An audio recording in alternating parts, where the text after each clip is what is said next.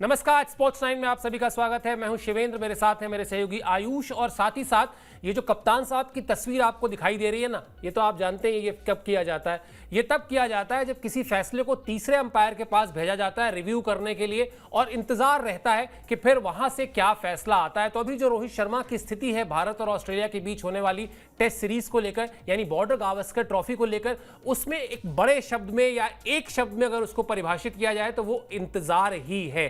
क्या है पूरी खबर वो आपको बताएंगे और साथ ही साथ इस खबर के तमाम जो पहलू हैं उस पर आयुष के साथ बातचीत भी करेंगे। लेकिन शुरुआत खबर से करते हैं और खबर यह है कि कप्तान रोहित शर्मा को लेकर बड़ा अपडेट है और अपडेट ये कि ऑस्ट्रेलिया के लिए जो टीम रवाना हुई उसमें वो टीम इंडिया के साथ नहीं गए हैं।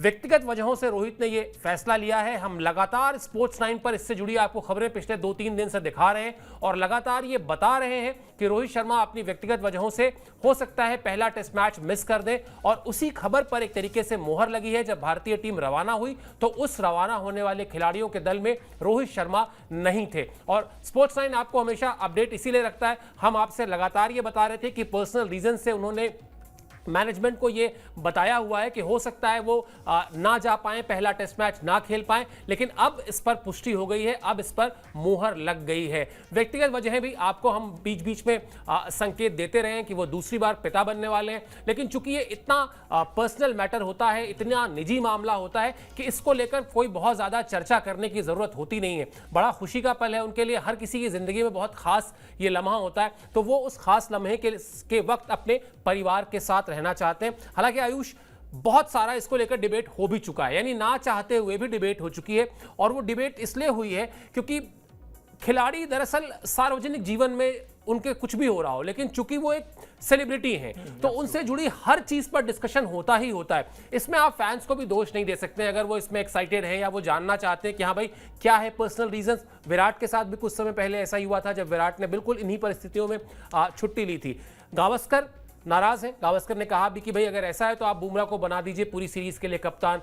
तमाम सारी बातें, तमाम सारा विमर्श, सब कुछ हो रहा है, लेकिन हम और आप जो लगातार बात कर रहे थे, भाई देखिए अगर इस सीरीज से पहले खेली गई सीरीज जो भारत और न्यूजीलैंड की थी उसमें अगर नतीजा 3-0 से भारत के पक्ष में होता, 2-1 से भारत के पक्ष में होता, 2-1 से न्यूजीलैंड के पक्ष में होता, तो भी शायद बॉर्डर गावस्कर ट्रॉफी में इतना दबाव नहीं होता और तब शायद रोहित शर्मा के जाने या ना जाने को लेकर इतनी चर्चा भी नहीं हो रही होती। एब्सोल्युटली सर, ये जो डिबेट इतना माहौल सा क्रिएट हुआ है, शायद इसकी जरूरत नहीं पड़ती और वो कहीं ना कहीं 3-0 का ही प्रेशर है जिसकी वजह से अब बॉर्डर गावस्कर ट्रॉफी जिसको लेके एक एक्साइटमेंट तो थी लेकिन इतना प्रेशर नहीं था और अब वो प्रेशर कहीं ना कहीं बिल्ड होते जा रहा है और अब छोटी से छोटी चीजें जिन पे हम ध्यान दे रहे हैं, ठीक है एक टेस्ट मैच शायद सर अगर 3-0 से हम जीते होते या 2-0 से या 1-0 से भी ये सीरीज हमारे नाम रही होती ना, तो ये मुझे लगता है कि ये एडेड प्रेशर नहीं होता और एक मैच के लिए रोहित शर्मा नहीं भी रहते तो शायद वो इतना बज नहीं क्रिएट होता सोशल मीडिया पे और इतना प्रेशर भी भारतीय टीम पे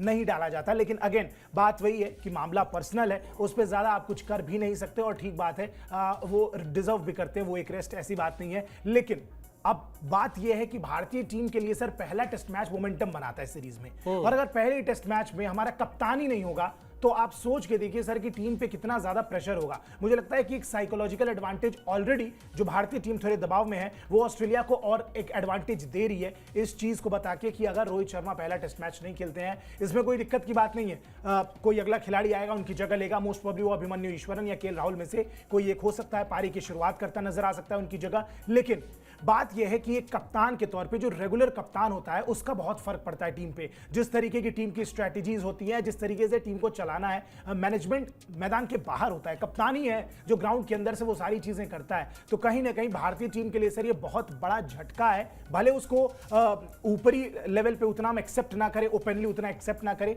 बट अगेन ये ठीक खबर नहीं है भारतीय टीम के लिए अगर मिस करते हैं। हालांकि बोला जा रहा है कि अभी भी आप कंफर्म न, हमारे सूत्रों के हवाले से बीसीसीआई का भी यही कहना है कि भाई अभी आप ये कंफर्म मत मानिए कि पर्थ टेस्ट मैच वो मिस करेंगे, बट मोस्ट प्रोबेबली मिस करना चाहिए अगर ऐसी सिचुएशन है तो। और अगर मिस करते हैं तो भारतीय टीम के लिए दिक्कत की बात है क्योंकि सर शायद ये सीरीज का दूसरा, तीसरा, चौथा, पांचवा टेस्ट मैच होता तो उतना फर्क नहीं पड़ता। पहले टेस्ट मैच में कप्तान का ना होना ये एक एडेड प्रेशर भारतीय टीम पे बना रहा है। बिल्कुल, और सिक्के के दो पहलू होते हैं। एक पहलू से आपको आयुष ने परिचित कराया जिससे बिल्कुल हर कोई सहमत होगा, कम से कम 50% लोग तो सहमत होंगे ही कि सीरीज का अगर पहला ही मैच है और उसमें कप्तान नहीं है तो फिर वो उसका एक एडेड प्रेशर रहता है टीम पर। लेकिन सिक्के के दूसरे पहलू पर भी आते हैं।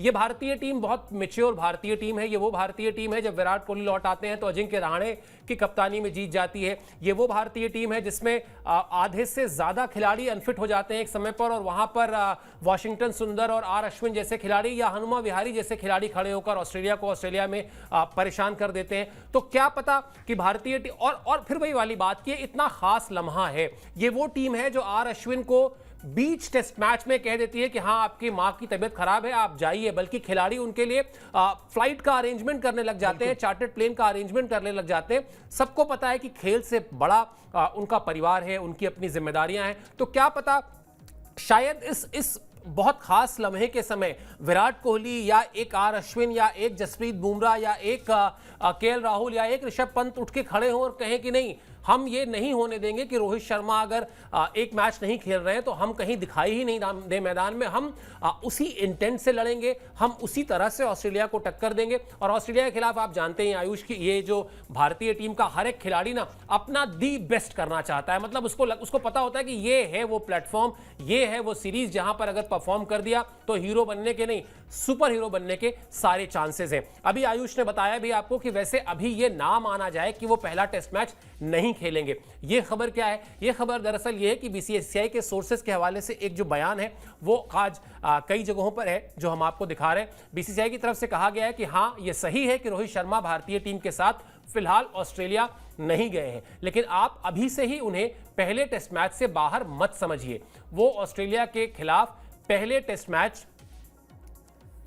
से ठीक पहले नवंबर के तीसरे हफ्ते में ऑस्ट्रेलिया रवाना हो सकते हैं। अब ये तो देखिए आयुष, मुझे लगता है कि कवर अप है एक तरीके से, क्योंकि आप ठीक है आप कह दीजिए रवाना हो सकते हैं, लेकिन क्या आपको लगता है कि मान लेते हैं 22 तारीख से टेस्ट मैच है और मान लेते हैं 18 तारीख को या 19 तारीख को रोहित शर्मा वहां पहुंच भी जाते हैं, तो क्या वो इस स्टेट ऑफ माइंड में रहेंगे कि जाते ही खेलना शुरू कर दें? और क्या वो ये चाहेंगे कि, मुझे याद है मतलब ऑस्ट्रेलिया की उड़ान, समय में बदलाव जिसको हम जेटलैग कहते हैं, और फिर वहां के मौसम में खुद को ढालना, बेटर ये होगा कि हाँ अब रोहित शर्मा को लेके आप सेकेंड टेस्ट मैच के लिए सोचिए कि हाँ जी, और उससे पहले ठीक ठाक गैप भी है, यानी पहला टेस्ट मैच जब खत्म होगा उसके बाद आप एक वो भी खेलेंगे, एक वार्म अप मैच भी खेलेंगे। तो अब यहां से भारतीय टीम को जसप्रीत बुमराह को, जो लगभग कंफर्म है कप्तानी करेंगे, जो भी ओपनिंग कर रहा है, अभिमन्यु ईश्वरन करें तो अभिमन्यु ईश्वरन करें या केएल राहुल करें, इन सब के बीच में ये लास्ट मिनट तक टेंटेटिव अप्रोच रखने से बेहतर है ना कि आ सकते हैं नहीं आ सकते हैं। आप क्लैरिटी दे दीजिए कि नहीं आ सकते हैं, आप लोग अपने हिसाब से तैयार रहिए। और सर मैं कह रहा हूं ये वही टीम है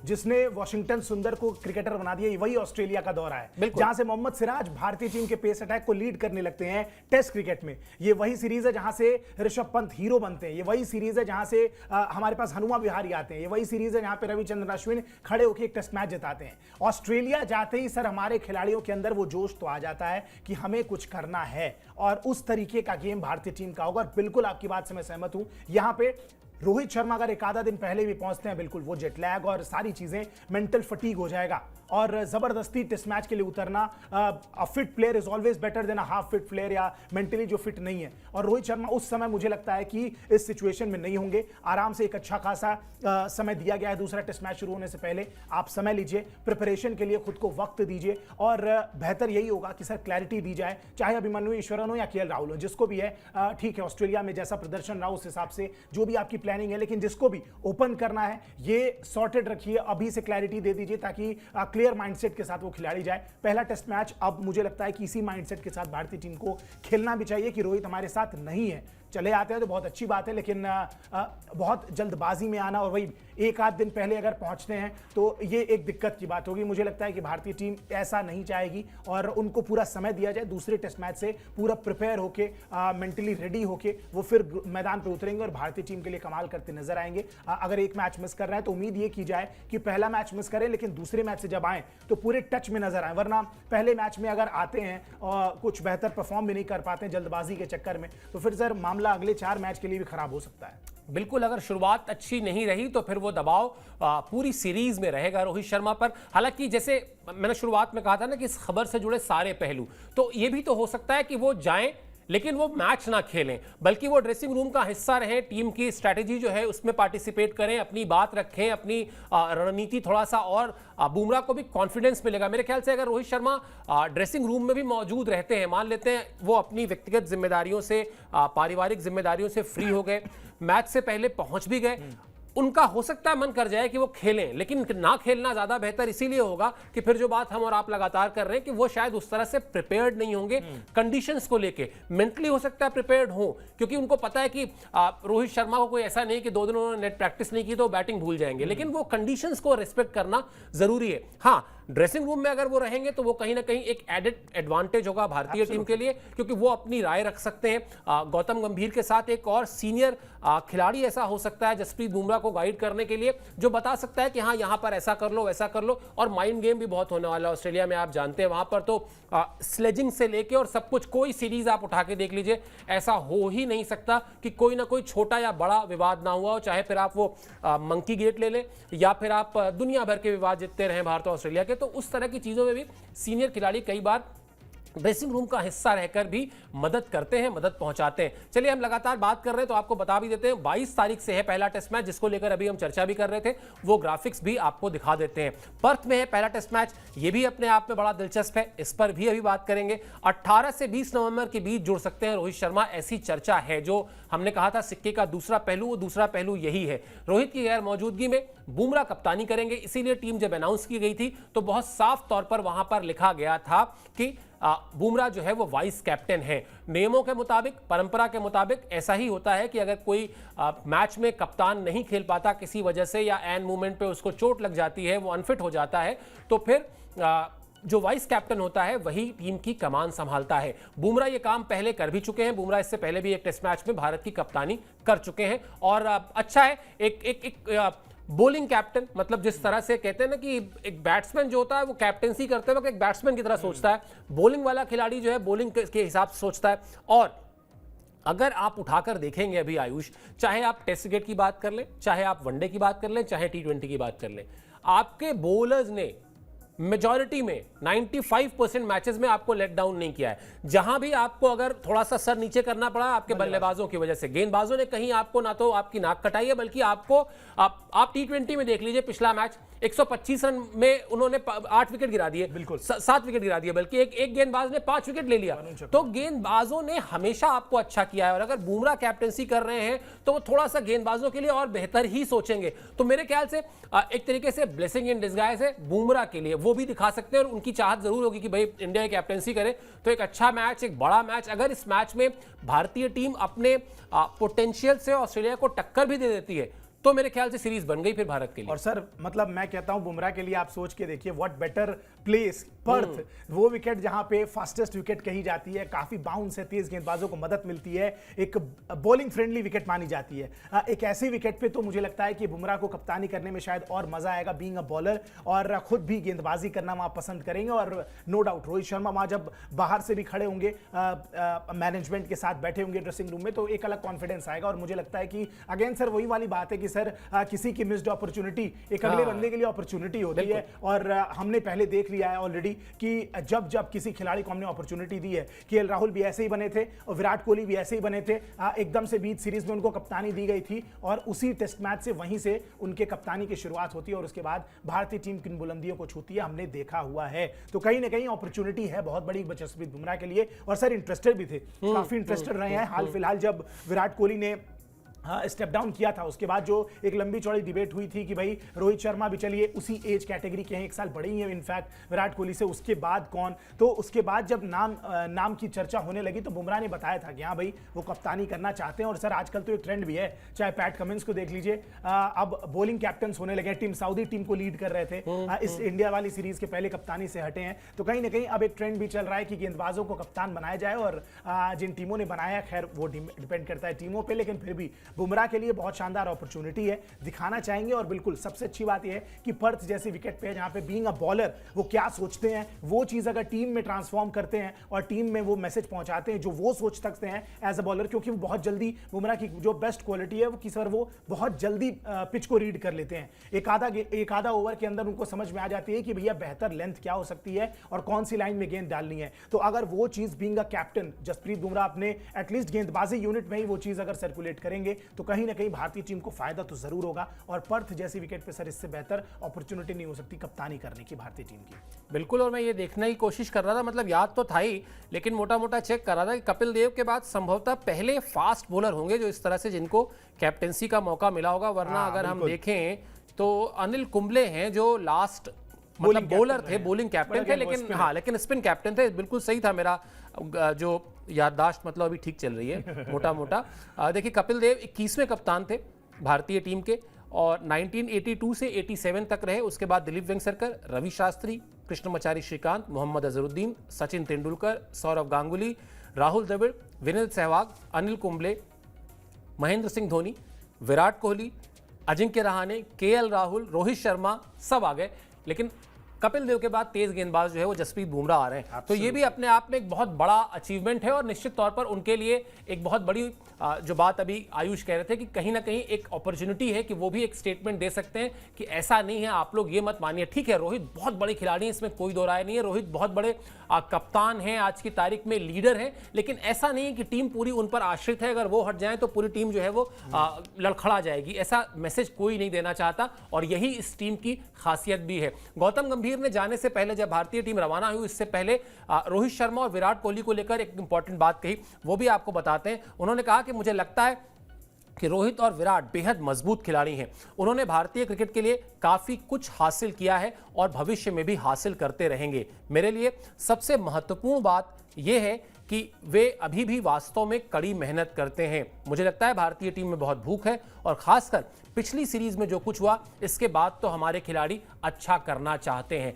ये जो लास्ट का स्टेटमेंट है ना, उसको अब आप जसप्रीत बुमराह वाली हमारी बातचीत से जोड़ के देखिए। यहां पर कोई भी खिलाड़ी, मतलब ठीक है 3-0 से हारने के बाद, 92 साल के टेस्ट इतिहास में सबसे शर्मनाक हार झेलने के बाद, किसी खिलाड़ी को आप कहेंगे कोई ऐसा है जो हाथ पे हाथ रख के बैठा होगा? हर खिलाड़ी के दिल में ना आग मतलब एकदम लगी हुई होगी कि मैदान में उतरे तो बता ही दें कि बस हम क्या हैं। और कई बार इसका फायदा होता है। आप जब बिल्कुल आप एक तरीके से कहते हैं ना कि बिल्कुल हार से तिलमिलाए हुए रहते हैं, तो आपके हर एक स्टेटमेंट में, आपके हर एक स्टेप में, आप बैटिंग करें, बॉलिंग करें, फील्डिंग करें, वो एग्रेशन दिखता है। और ऑस्ट्रेलिया में आपको जीतने के लिए अच्छे खेल के साथ साथ वो एग्रेशन चाहिए भी, वो आक्रामकता चाहिए भी। उसी आक्रामकता का जिक्र मुझे लगता है कि लास्ट जो 3 लाइन है ना, वो बताती है कि सारे खिलाड़ी अच्छा करना चाहते हैं। एब्सोल्युटली सर, देखिए मतलब इतिहास गवाह है कि जब भी ऑस्ट्रेलिया की सीरीज हुई है, हमें हमेशा मैच विनर्स ऐसे ही मिले हैं। और विराट कोहली को ही देख लीजिए सर, कल ही हम लोग शो पे बात कर रहे थे मैं और दीपेश की, वो अग्रेशन अब चाहिए विराट कोहली से। शांत वांत ये सारा इंडियन कंडीशन में चलता है, आप शांत रहिए, कोई दिक्कत नहीं है। लेकिन वो जो यंग विराट कोहली थे, वो जो अग्रेशन था कि आंखों में आंखें डाल के स्लेज करना, वो सारी चीजें ऑस्ट्रेलियन कंडीशन में आपको चाहिए होती हैं। और नो डाउट सर, आप टेक्निकली कितने भी साउंडेड हो, लेकिन प्रेशर जब आप पे हावी हो जाता है तो गलतियां आपसे होती हैं। और भारतीय टीम ने हाल फिलहाल के सालों में जो सक्सेस देखी है, उसके बाद तो हर खिलाड़ी इस हार को, पहली बात तो पचने वाली हार नहीं थी, आप घर में हार गए। और अब सारे खिलाड़ी जो है वो पंप्ड अप होंगे पूरी तरीके से कि भैया एक हम सीरीज हार गए, 92 साल का इतिहास बदल गया हमारे टेस्ट क्रिकेट के इतिहास का। लेकिन कोई बात नहीं, अब हम आपको दिखाते हैं कि क्या चीज है हम। और अगेन मतलब जब आप हार चुके हैं तो सर इससे बुरा क्या ही हो सकता है। 3-0 से मैक्सिमम रिजल्ट पॉसिबल यही था भारतीय टीम के लिए। जो वर्स्ट पॉसिबल रिजल्ट हो सकता था वो यही था कि आप 3-0 से हारेंगे, आप हार गए तो आप ऑलरेडी 0 पे सवार है। अब 0 से आपको ऊपर ही जाना है, नीचे आप जा नहीं सकते, 0 के नीचे कुछ हो नहीं सकता है। तो कहीं ना कहीं भारतीय टीम के लिए, हर एक उस खिलाड़ी के लिए, इनफैक्ट जसप्रीत बुमराह के लिए बहुत बड़ी अपॉर्चुनिटी है। और पहले ही मैच में सर मैं चाहता हूं कि भारतीय टीम कमाल की शुरुआत करे। अगर एक बेहतर शुरुआत हो गई सीरीज की, उसके बाद वो मोमेंटम मोमेंटम, क्योंकि ऐसी बड़ी सीरीजों में मोमेंटम ही काम करता है। 4 टेस्ट मैच की सीरीज हमने पहले भी देखी है, 5 की कम देखी है, लेकिन 4 टेस्ट मैचों की सीरीज में अगर पहले 2 मैचों से अगर आपको एक बार मोमेंटम मिल जाता है, उसके बाद फिर टीमें मोमेंटम के साथ ही आगे बढ़ती हैं, और वही चीज भारतीय टीम को करनी है। खिलाड़ी पंप्ड अप है, जोश में, इससे बेहतर मौका नहीं हो सकता। पहले टेस्ट मैच में अगर वो रंग दिख गया, वो एटीट्यूड दिख गया, वो अग्रेशन दिख गया, तो उसके बाद मजा आने वाला है सर सीरीज में। बिल्कुल, और मोमेंटम ही था बेंगलुरु में न्यूजीलैंड की टीम ने हासिल किया, और उसके बाद आप देखिए पुणे में और फिर मुंबई में वो पूरे सीरीज में 3 टेस्ट मैच की 6 पारियों में वो मोमेंटम उन्होंने मिस नहीं किया, वो उन्होंने नहीं छोड़ा। इसीलिए हर मुश्किल जगह पर उन्होंने आपके बल्लेबाजों से 100 रन ज्यादा जोड़े, हर मुश्किल जगह पर उनके गेंदबाजों ने आपसे बेहतर परफॉर्मेंस किया। तो वो मोमेंटम एक बार जो है ना, पहली इनिंग में जो आता है, वो जो 46 रन पर ऑल आउट करके लिया भारतीय टीम को उन्होंने, वो उनके साथ रहा पूरी सीरीज में, और इसीलिए 3-0 से रिजल्ट हुआ, 2-1 भी नहीं हुआ, क्योंकि फिर उन्होंने हाथ आए उस मौके को ना, मतलब एकदम लपक के 2 हाथ 2 पैर पूरे शरीर से पकड़ के एकदम जकड़ लिया उसको। खैर, अभी बात कर रहे थे आयुष दीपेश की, तो दीपेश जी अभी आज एक मैच खेल रहे थे, सुबह सुबह वहां उन्होंने शतक लगाया है। ये जानकारी आयुष जी ने आते ही दी कि भैया आज तो उन्होंने शतक बना दिया है। तो मैंने कहा अच्छा चलो भाई, ये तो बड़ी अच्छी बात है। वैसे फिटनेस के लिए ना ये करना चाहिए, मतलब थोड़ा फिलॉसफी तो दे ही सकते हैं। अरे सर, आप मतलब हम लोग नहीं, आप तो दे सकते हैं। नहीं तो मैं क्या, आपको क्या लगता है, मैं भी 8 किलोमीटर दौड़ के आ रहा हूँ। तो वही मैं कह रहा हूँ, आप बिल्कुल दे सकते हैं, क्योंकि जिस आपके एज के बाकी लोगों को भी, मैं इसी समाज में मैं भी रह रहा हूँ, और बाकी लोगों को मैं देख रहा हूँ किस आपने क्या किया, आपने कितने रन बनाए? सर मैं पहली 2 गेंदों पे 2 चौके लगा के स्टार्ट तो अच्छा दिया, उसके बाद मैं आउट हो गया तीसरी गेंद पे। मतलब ये जो है मॉडर्न डे के अभिषेक शर्मा हो गए लगता है। दो चौके मारने के बाद आउट हो गए। चलिए खैर, ये भी एक तरीका है। वैसे हमारी टीम के दोनों ये जो हमारे यंगस्टर्स हैं, दीपेश और आयुष, ये बड़ा एक्टिवली क्रिकेट खेलते हैं, और हर मतलब चौथे 5वें दिन हमारे पास एक एप्लीकेशन आ जाती है कि सर हमारी शिफ्ट थोड़ी सी ना बदल दीजिए, 12 बजे की लगा दीजिए, सुबह सुबह मैच है। मैं भी कोशिश करता हूं कि चलो खेलें, ये लोग खेलने से तो मतलब खेल से अच्छी चीज वैसे आयुष कोई है नहीं, मतलब फिलॉसफी ज्यादा हो रही है। लेकिन मैं बार बार ये बात कहता हूं और मैं समझाता भी हूं कि खेल ही आपको हारना सिखाता है, और कोई चीज दुनिया में आपको हारना नहीं सिखाती। हारना अगर आपको कुछ सिखाता है तो वो खेल, और उसके बाद खड़े होना भी खेल ही सिखाता है। वरना मेजॉरिटी ये होती है कि अगर और आप खेल कर देखिए, खेलना अपने आप में बड़ी अद्भुत एक ऐसी नियामत है खेल खिलाड़ियों की जो दुनिया है, जो आपको मिली हुई है। तो कभी भी मौका मिला करे, कभी एक बैडमिंटन का रैकेट लेके निकल जाइए, कभी एक क्रिकेट बॉल लेके ही पार्क में चले जाइए पास के, और अपनी अगली जनरेशन को कम से कम जरूर कहिए कि खेले, क्योंकि तभी जो है ना, ये जो हम बार बार में 4 साल में एक बार होते हैं ना, ओलंपिक का मेडल नहीं आता, ओलंपिक का मेडल नहीं आता, वो रोना भी खत्म हो जाएगा। चलिए, मैं कहता हूं एक आप क्लब क्रिकेट, अपने गली में क्रिकेट, अगर एक मैच आप अपनी टीम को जिता के दिखाइए सुबह सुबह, पूरा दिन आपका एकदम कॉन्फिडेंस में गुजरेगा कि भाई ठीक है गली में ही जिताया, लेकिन आपके पास वो कॉन्फिडेंस रहेगा दिन भर कि भाई आज दिन अच्छा जाने वाला है, मैंने जिता दिया। एनसीआर का मौसम अभी अच्छा नहीं है, आप जानते हैं, सुबह सुबह वो बहुत भयानक वाला पोल्यूशन का समय शुरू हो गया है। तो आज मुझे जो सुबह वॉक करने जाना था, तो मैंने काम क्या किया कि मैंने अपना सारा काम जो मैं 8:30 बजे के बाद करता हूं, वो सारा काम पहले कर लिया, और मैं वॉक करने लेट गया कि जब सूरज निकल जाएगा तो मुझे दिक्कत नहीं होगी, और फिर मैंने जाके अपनी वॉक कंप्लीट की। मुझे पूरे दिन अच्छा लगेगा क्योंकि मैंने वॉक अपनी रनिंग और वॉक करके आया, तो हाँ लग रहा है कि चलो वो जो शरीर के लिए समय निकालना चाहिए वो बहुत जरूरी है। चलिए, थोड़ी देर पहले हम लोग माइंड गेम की बात कर रहे थे कि बहुत सारा माइंड गेम भी होने वाला है इस सीरीज में, होगा ही होगा, कोई रोक नहीं सकता है। 20-25 साल से तो मैं उसको फॉलो कर रहा हूं। तो उस माइंड गेम की शुरुआत तो हो ही चुकी थी, रिकी पॉन्टिंग ने उसमें आग में घी डाला, उन्होंने एक बयान दिया, लेकिन अब क्या हुआ, गौतम गंभीर मतलब कहां ही शांत रहने वाले हैं, उन्होंने ऐसा करारा जवाब दिया रिकी पॉन्टिंग को। वो जरा जवाब दिखा दीजिए, फिर उसके हवाले से बात भी कर लेते हैं। उन्होंने कहा रिकी पॉन्टिंग का भारतीय क्रिकेट से क्या लेना देना है, उन्हें ऑस्ट्रेलिया के बारे में बात करनी चाहिए। विराट कोहली और रोहित शर्मा अभी भी खेल के प्रति जुनूनी हैं, वो अपने करियर में अभी और बुलंदी हासिल करना चाहते हैं। हुआ यह था कि रिकी पॉन्टिंग ने जरा बड़ा इशारे में ही अपने दोनों हमारे जो चैंपियंस हैं उनको लेकर कुछ सवाल खड़े किए थे, और जवाब उनको मिल गया है। वैसे इस सीरीज में आयुष बाकी कुछ भी हो, मतलब नतीजा चाहे वो 4-1 हो, चाहे 5-0 हो, चाहे 3-2 हो, चाहे जो भी हो, जितने भी पॉसिबल रिजल्ट्स हो सकते हैं, एक चीज बड़ी क्लियर है, पता नहीं क्यों ये मुझे लगता है, आप इससे सहमत हो तो बताइएगा, एग्रेशन के मामले में जो ये टीम है, भारतीय टीम, मुझे ये ऑस्ट्रेलिया से 20 दिखती है, ये 19 नहीं दिखती। मतलब ये विराट कोहली के साथ साथ गौतम गंभीर तो ऐसा लगता है कि टीम के कोच नहीं है,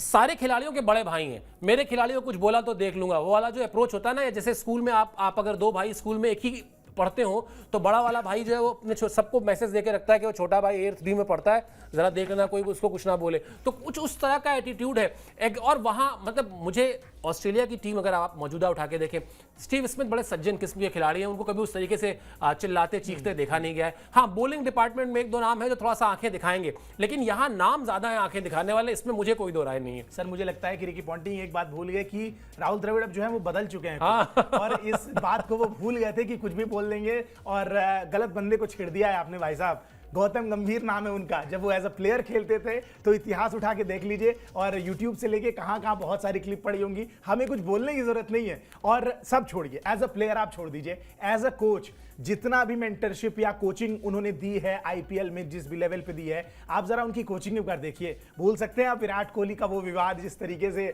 आईपीएल में अपने खिलाड़ी नवीन उलहक के लिए खड़े हो गए थे, वो जिस नवीन उल हक को कोई जानता नहीं था, कोई नहीं जानता था। नवीन उसी के बाद लोग जान गए, बाद पॉपुलर हो गए नवीन उल हक कि हाँ भाई नवीन उल हक को कोई जानने लगा, कहां से आते हैं, क्या किस देश के खिलाड़ी हैं, क्या करते हैं। इतनी ज्यादा पॉपुलैरिटी मिल गई थी, और कहीं ना कहीं जिस तरीके से अपने खिलाड़ियों को बैक करते हैं, ठीक है आप कह सकते हैं कि राहुल द्रविड़ से बहुत अलग तरीके की एक पर्सनैलिटी है, लेकिन सोच वही है कि भैया हमारे खिलाड़ियों को अगर आपने आंख उठाने की भी कोशिश की हमारी तरफ, तो भैया उसके लिए आप जवाब के लिए तैयार रहिएगा। और इस टीम में तो सर विराट कोहली और जितने वो गार्डन में घूमने वाले जो यंग लड़के हैं वो सारे मौजूद हैं इस पूरी टीम में। और गौतम गंभीर जिस टीम के कोच हो, सर मुझे लगता है ऑस्ट्रेलिया इस बार बिल्कुल छेड़ने वाली नहीं है। रिकी पॉन्टिंग ने छेड़ दिया, चलिए कोई बात नहीं, लेकिन मैनेजमेंट से, खिलाड़ियों के अंदर से ऑस्ट्रेलिया के कोई इस बात की परवाह नहीं करेगा। और सर सबसे इंपॉर्टेंट, जिस टीम का विकेट कीपर ऋषभ पंत हो जो लगातार बोलता रहेगा, मुझे नहीं लगता है कि ऑस्ट्रेलिया इस बार फालतू में किसी को छेड़ने वाली है, क्योंकि अगर छेड़ेंगे तो भैया आपको छोड़ेंगे नहीं, 2 गुना 4 गुना 10 गुना मिलने वाला है। इस चीज के लिए आप रेडी रहिएगा। एक बार इंडिया साउथ अफ्रीका के टूर पे डर्बन में एक टेस्ट मैच था, और उस टेस्ट मैच में एक्सपेरिमेंटल तरीके से क्या किया गया कि स्टंप माइक का जो आउटपुट था वो प्रेस बॉक्स में दे दिया गया। ठीक है, वो जानबूझ के दिया गया, मतलब ऐसा नहीं कि कोई गलती से दिया गया, वो एक एक्सपेरिमेंट था जो पहली और आखिरी बार हुआ, उसके बाद किसी ने किया नहीं। इंडियन टीम फील्डिंग कर रही थी, और वो इंडियन टीम जिसमें वीरेंद्र सहवाग होते थे, जिसमें सौरव गांगुली होते थे, जिसमें वीवीएस लक्ष्मण थे। और आयुष, मुझे इतना हैरानी हुई, जिस वीवीएस लक्ष्मण को हम लोग समझते थे कि आहा दुनिया का सबसे सीधा खिलाड़ी यही होगा, भाई वो तो लगातार बोलता है, वो हर बॉल पे, मतलब वीरेंद्र सहवाग वहां से चिल्ला रहे हैं, हाँ फेंको फेंको जामिया वाली विकेट है, उधर से सौरव गांगुली स्मिथ को बोलते हुए निकल रहे हैं, you have lost your head but not your eyes. तो वो एक एक वाक्य जो है ना, मतलब प्रेस बॉक्स में साफ सुनाई दे रहा है और समझ में आ रहा है। बड़ी बढ़िया स्टोरी बनी थी। ये वो दौरा है जब राहुल द्रविड़ टीम के कप्तान थे और सौरव गांगुली ड्रॉप होने के बाद आए थे टीम में, तो बड़ा इंटरेस्टिंग। वो उसमें पहला मैच भारतीय टीम जीती भी थी जोहानिसबर्ग में, जिसमें वो आंद्रे नेल को छक्का मारने के बाद श्रीशांत ने स्टेप भी किया था। तो इस तरह के एक्सपेरिमेंट्स जो होते हैं उससे पता चलता है कई बार वो जो बड़े सीधे दिखने वाले खिलाड़ी हैं वो लगातार कुछ ना कुछ पीछे से बोल रहे हैं। और ऋषभ पंत तो खैर सीधे दिखने वाले हैं भी नहीं, वो तो बोलते ही हैं, ऐलानिया बोलते। और ये सब जो है ना, ये सब डाला भारतीय टीम में सौरव गांगुली ने। सौरव लड़ने वाला जो जज्बा था, बस सौरव गांगुली को समझ में आ गया कि ये बड़े भोले भोले गुडी गुडी बॉयज बन के जाएंगे और इनको परेशान किया जाएगा। तो उन्होंने शुरुआत देखी, क्या दिमाग लगाया उन्होंने। स्टीव वॉक को स्लेज कराया किससे? पार्थिव पटेल से। सोच के देखिए, सोच भी नहीं सकता है कोई। और सौरभ तो स्टंप के पास जो माइक होता था, इतने कारीगर थे, कहते थे इसमें पैर रख के तब स्लेज करना था कि आवाज भी ना जाए, क्या बोल रहे हो। तो ये सब शैतानियां, ये सब बदमाशियां, ये सर मॉडर्न डे क्रिकेट में भी आ रहा है। जैसे सिराज को आप देखिए, आजकल वो ऐसे करके कुछ बोलने लगे हैं, ये ऐसे करके बोलते ताकि लिपसिंग ना कोई पढ़ पाए। तो ये जो ट्रिक्स हैं ये जनरेशन के साथ पास ऑन होते जा रही है सर, ये स्लेज करने वाली जो चीज है। और मुझे लगता है ये तो बढ़ी है। अगर वो जेंटलमैन बॉयज जो कहते थे हम, लक्ष्मण को बोल लीजिए, गांगुली साहब तो खैर जेंटलमैन तो नहीं बोलूंगा मैं, उनको शुरू से अग्रेसिव थे, तेंदुलकर साहब, सहवाग, ये सारे लोग अगर राहुल द्रविड़ जब स्लेज कर सकते हैं, तो ये तो सर गार्डन में घूमने वाले लड़के ये तो बिल्कुल स्लेज करेंगे। और जिस तरीके से अग्रेसिव टीम भारतीय टीम की पहुंची है, बहुत सारे पॉजिटिव्स भी हैं, इंटरेस्टिंग है। और बिल्कुल सर की बात से सहमत हूं, रिजल्ट चाहे जो भी हो, लेकिन मजा बहुत आने वाला है। और ऑस्ट्रेलिया को टक्कर वाकई में कोई अगर दे सकता है आज की डेट में उनके घर में, तो इंडियन टीम ही है सर। बिल्कुल। और मतलब स्लेजिंग भी अगर एक पैमाना मान लिया जाए तो वहां भी भारतीय टीम कमजोर नहीं है, बल्कि इस पैमाने पर तो मजबूत है, बाकी बैटिंग बॉलिंग में छोड़ देते हैं। बिल्कुल, एब्सोल्युटली। चलिए खैर, इस सीरीज के तमाम पहलुओं को हम इसी तरीके से आपसे लेकर आते रहेंगे, आपको अपडेट करते रहेंगे। जो भी खबरें होंगी रोहित शर्मा को लेकर भी जो भी अपडेट होगी वो भी आप तक पहुंचाएंगे। आपको सिर्फ इतना करना है, इस बेहद खास सीरीज पर जो हमारी बेहद खास कवरेज है उससे जुड़ने के लिए आपको सब्सक्राइब करना है स्पोर्ट्स 9 को। साथ ही साथ हमारे वीडियो सेक्शन में जाइए, हमारे शॉर्ट्स के सेक्शन में जाइए, वहां भी आपको तमाम सारी नई और दिलचस्प जानकारियां वीडियोस के जरिए से मिलेंगी। आप इस शो में हमसे जुड़े, इसके लिए मेरी और आयुष की तरफ से बहुत बहुत शुक्रिया और आभार।